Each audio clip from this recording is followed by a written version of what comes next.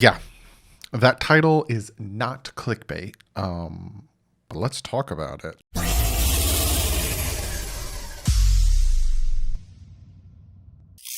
What is up, Fin fans? I'm recording this late Friday night. I was busy all day Friday. So you're getting this early Saturday. Early Saturday. I'm probably going to release it 10 o'clock in the morning. So good morning to everybody on your Saturday. Hope you guys are having a fantastic Saturday.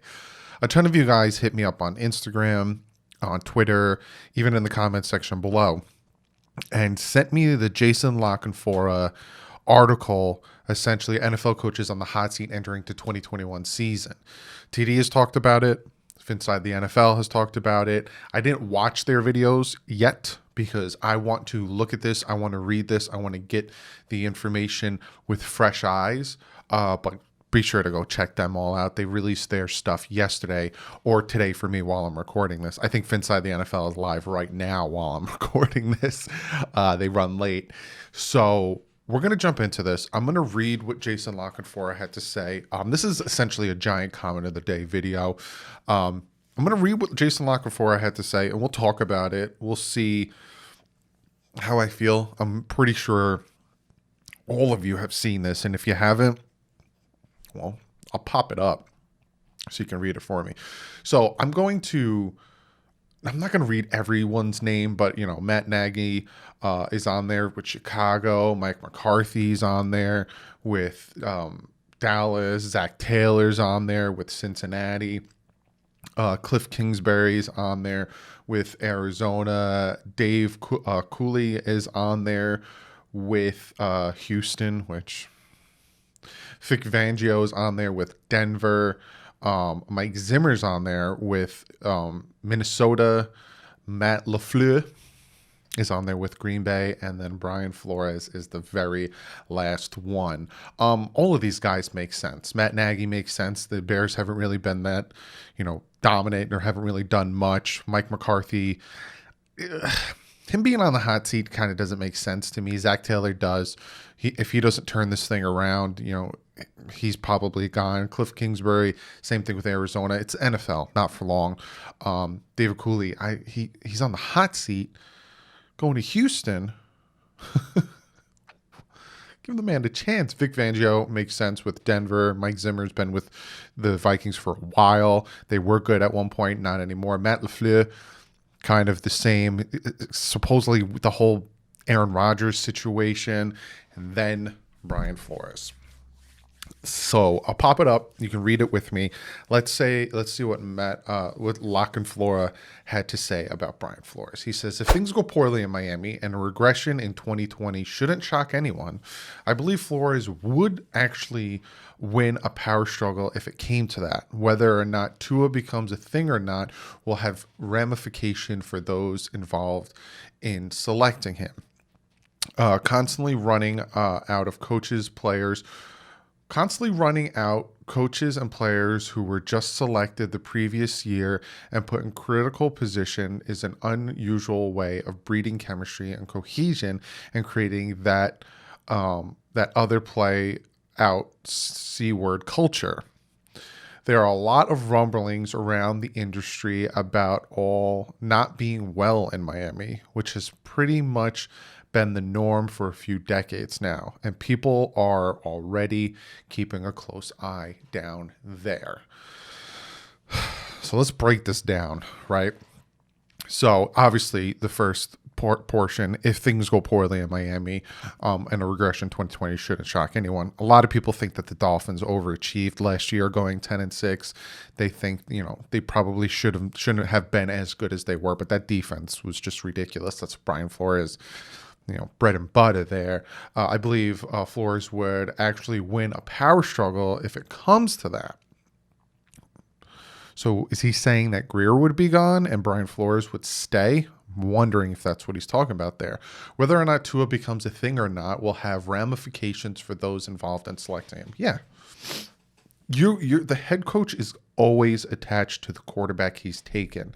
Joe Philbin was attached to Ryan Tannehill. Ryan Tannehill took a long time to develop. Could have that been Joe Philbin's fault? Yeah, he's the coach, so he got fired for it. Adam Gase comes in, supposed to be the quarterback whisperer, is attached to Ryan Tannehill. Ryan Tannehill doesn't pan out. Ryan Tannehill has injury concerns with, the ACL tear and then re-injuring that. Brings in Jay Cutler, pays him $10 million to stand on the sideline with his hands on his hips. He's gone. You're always connected to your coach. So your quarterback, and there's the rumors out there, there's the rumbling out there that Brian Flores didn't want Tua. Brian Flores wanted Justin Herbert. Is that true? Is that not true? We don't know. We're never going to get the definite answer, but he is connected to Tua Tagovailoa. He is connected. That is the connection he has there. You think of Tua, you think of Brian Flores. Brian Flores is Tua's the first quarterback he selected. So, yeah, there is that connection there. Constantly running out coaches and players who were just selected the previous year and put in critical positions is an unusual way of breeding chemistry and cohesion and creating that other played out C-word culture. And I think essentially what he's talking about is, we draft Mika Fitzpatrick, we trade him. We bring in Flowers, he's gone. We bring in Kyle Van Noy, he's gone. We bring in Chan Gailey, he's gone. Chad O'Shea, he's gone. There's that constant turn when it comes to the head coach, when it comes to the GM. There's that constant revolving door. If it doesn't work right now, if it seems like if Brian Flores doesn't feel it, he's going to move on quick. It does seem that way. There's a lot of rumblings around the industry about all not being well in Miami, which has been pretty much the norm for a few decades now. People are already keeping a close eye down there. Now, there's a lot of rumors going around with the team. There's a lot of rumors, whether it's Deshaun Watson, whether it's now Brian Flores, whether it's, the head coach. It has a feeling about Tua, but the owner and the GM have a different feeling about Tua, and then who they wanted to select. There's a ton of rumbling, right? And it sucks because we're coming into a year where it seems like we're starting to get into that groove. We're starting to understand where we're coming and where we're going. Go 10-6, you got an extra game. The season has some tough games in it, but overall, it's a pretty. You play the Jets twice, you play the Patriots twice, you play the Jaguars, you play teams that you've already beaten.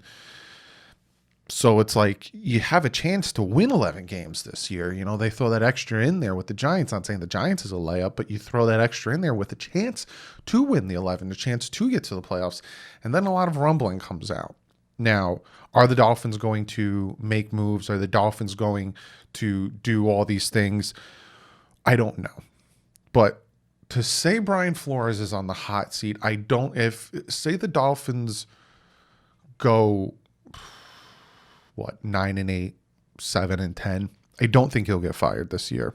I think next year there's going to be a humongous magnifying glass on this team, a humongous magnifying glass on Brian Flores to fix the right or to right the ship.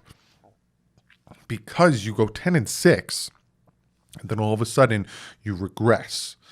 If it was, just a combination of good things, a combination of, the pandemic affecting other teams, injuries, which I constantly tell you guys. You look at the schedule and you say, oh, look at these teams are going to be hard. The Dolphins are going to have a hard time beating these teams, or they're not going to win. Injuries happen. Look at the 49ers game. We want them. I don't think we would have wanted them if that was a fully healthy team in San Fran. Now, again, that's a thing. Is it because of the injuries, because of the pandemic, because of what X, Y, and Z factors you want to throw in there that the Dolphins go 10-6? And like he said, and a regression in 2020 shouldn't shock anyone. If that all of a sudden happens, is that on Brian Flores, or is the 10-6 just an amalgamation that no one really saw happening, and not even Brian Flores?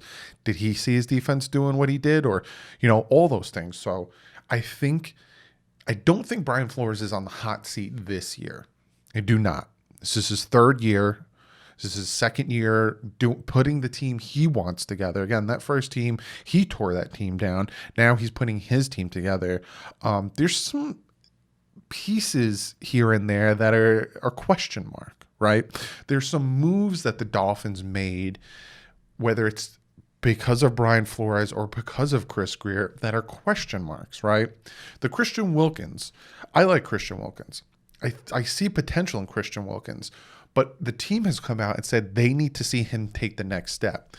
If you look at his play and you look at his stats, he does need to take the next step. Is he a bust? It's too early to tell. But he does need to take that next step, and he does need to make the move. Going after Eric Flowers, paying him as much as they did, going after Josh Rosen. There are certain moves that this team made, Brian Flores and Chris Greer made, that made you scratch your head. But then there's some moves that they made that you're like, that's a great move there. Getting Eric Rowe, moving him to safety, fantastic move. Raekwon Davis in the second round, fantastic move. There were moves that the Dolphins made that made sense and worked out. And then there were some that don't. So again, I don't think right now I don't think Brian Flores is on the hot seat. And I think it's funny that the one thing he said in here that I'm like, well, what do you mean by that? I believe Flores would actually win a power struggle if it comes to that. So if things go poorly in Miami, I believe Brian Flores would actually win a power struggle if it comes to that. Meaning like he won't get fired, meaning Greer will be the one out. Does he have a better relationship with, Stephen Ross? Like, what do you mean by that part? But it's gonna be interesting. This season's gonna be interesting. There's rumors out there of the Dolphins still, having interest in Deshaun Watson. The whole Deshaun Watson situation is a wait and see with any team. Because I also heard that the Eagles really wanted Deshaun Watson as well. I'm hearing there's a ton of teams that really want Deshaun Watson as well. But he has that legal issue that everything's on pause with that. So, there's a lot of stuff that's going on that we just got to wait and see. But no, he's not on the hot seat right now. Next year, possibly. But there's other people he put on here that I think it's too soon to say they're on the hot seat. Like the Texans head coach, I think it's a little too soon. Even Mike McCarthy. But again, I see where he's coming from because it's the NFL. Brian Flores signed a 5-year contract. This is third year. You get about 3 years to turn the ship around. You get about 3 years to show your blueprints, to show what your team's going to be. So being that this is his third year and you've had 3 years, you've had a ton of cap, you've had a ton of draft picks, a ton of first round draft picks. What do you got? So now, is he on the hot seat? Again, is he on the hot seat right now? No. I do think he'll make it through this year regardless of what the team does. And I think will be with the team next year. But now let's take a step back real quick because I can tell I might get a lot of thumbs ups, thumbs down in this video, and I might get a lot of people in the comment section really like Brian Flores, really like Tua, and don't like hearing what I'm saying. For one, I'm a big Brian Flores fan. I'm always talking about giving Tua a chance. You got to be able to take a step back and criticize and point out the flaws as well as praise the good things when it comes to your players on your team and the coach of your team, because we all want the team to do really well. So just listening to what I'm saying about Brian Flores and Chris Greer and talking about the positives and talking about the negatives and talking about all that stuff, it could come off sounding like I don't like negative. I'm just trying to give you guys an understanding of why possibly the Lock and Four has Brian Flores on this list, because he's done some head scratching things. Mika Fitzpatrick's situation, I'm always of the mindset of Mika didn't want to be with the Dolphins because he didn't want to lose in 2019, and I'll always stick with that unless somebody like comes to me and says, no, actually this is the real reason, and yada yada. I'm always going to think that, and I think that he would have played well. But other than that, he made some questionable moves. Bobby McCain at safety, I didn't like that. He did play well, but I still was kind of like, he should have got another better safety for that transition. Again, Josh Rosen move. I already talked about the other moves that are questionable and they need to pan out to really make it seem good. Even the Dieter move, they draft Dieter and he's just bouncing all over. So there are moves that need to be worked on. But I don't think Brian Flores is on the hot seat right now. I do think he will be on the hot seat next year if there's a regression, which sucks because, like I said 5-10 minutes ago, he's got a high ceiling. 10-6. You got to do better than 10-6. You got to make the playoffs. You got to win more games. So you got to make all this stuff work, and you got to make sure Tua is ready, because if Tua is not ready, and if Tua struggles big time, and if all of a sudden, the Dolphins start off to a slow start, they go 0-3 again, 0-4, whatever, there's going to be a lot of people calling for Tua. There's going to be a lot of people calling for Flores. There's going to be a lot of people calling for Greer. And Stephen Ross has no problem making switches. Stephen Ross has no problem, the trade deadline, I think, is week 8. I think it's week 8 now. If Tua doesn't play as he should the first 6 games, and if the Dolphins are struggling and Tua is struggling, that phone will be ringing. That phone's going to be picked up. So we'll see how this pans out. But again, just to reiterate, I don't think he's on the hot seat now, and I don't think he'll be fired this year. And I don't think at the end of the year, I don't think on a Black Monday he'll be fired either. I think he'll get next year but again, you got to look at the bigger picture. He's had the 2 years, the cap, the picks, everything to build his team. His team should be playing at a high level this year. So we'll see. But his name is attached to Tua. So if Tua doesn't step up and Tua doesn't come out, there's going to be a big problem there. And I've been on the record saying I'm all for waiting. I'm not, not saying Tua is good or bad off of last year. Let's see what he does this year. And if he doesn't show up this year, then Brian Flores might be on that hot seat. But be sure to comment below. What do you guys think? What do you guys think of what I had to say?